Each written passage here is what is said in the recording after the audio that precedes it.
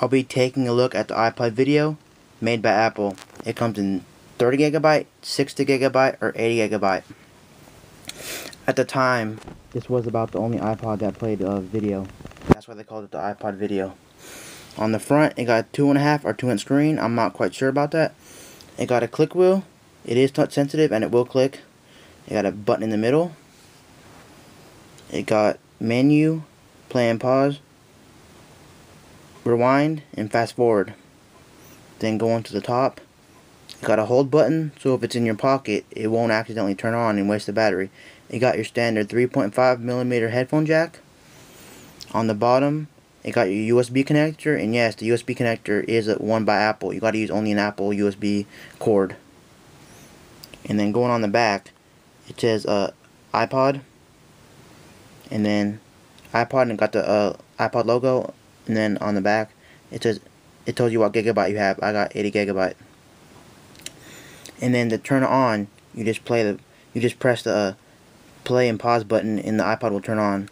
Or if you have the hold button on, like you left it on, you just click that and it'll turn on too.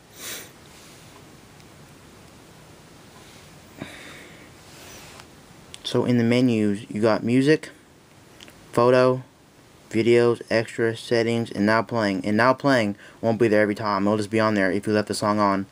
Like if you leave a song on and you turn off the device with the song playing, it'll remember what song you had playing or video, and when you turn back on, it'll say now playing. Or if you pause the song and you go back to the main menu, it'll say now playing. It tells you if a song is paused or playing. It says iPod.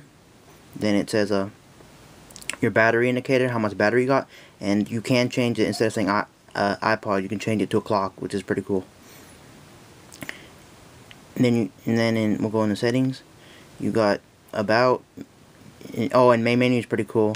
You could customize the main menu. Like if you want shirts on, I'd click shirts on by pressing the button in the middle. Then no matter where you are in the iPod, you just press menu to go back to the menu you're on before. Then I'll turn shirts on, go back to menu, go back, and then now search is on the main menu, so I can use shirts now. So I'll just turn that off. There's more you can put on the main menu. There's a lot of stuff. And you got repeat song, shuffle song, volume limit. So like if someone's using it, even though they keep turning the wheel, it can't get any louder, so it won't bust out their eardrums. Backlight timer. I have mine to always on. I'll show you. You could change it like how long you want the backlight to stay on, the brightness. And you can turn it off completely. Then you got brightness, audiobooks, and equalizer. And in equalizers, you got all these, which is pretty cool. You can't customize them though, like some MP3 players, but it's still good. You got date and time and all that stuff. And you can even change the language, which is pretty cool. And then going into extras, you got clock, games, contact, notes, and all that stuff. And you can lock the screen up, so if you leave it at home or you leave it in your pocket at school and you want no one to steal it, if they steal it, they can't access it because they got a lock on. I'll show you. And then you could change their password to whatever you want, which is pretty cool.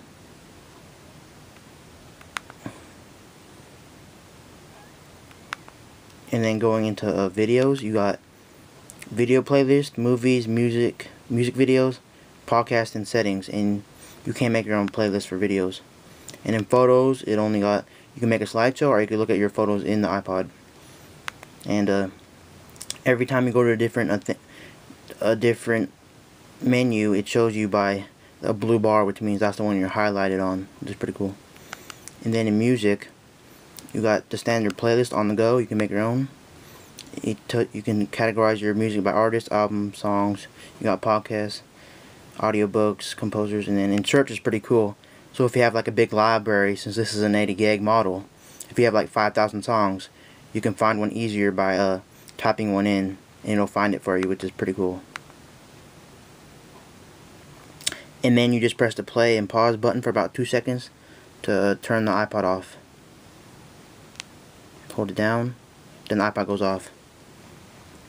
And one thing to tell you, you have to wait until the hard drive stops spinning around before you can turn it off. So just wait until you don't hear the vibration, or you don't hear it, or if you don't feel it, I mean.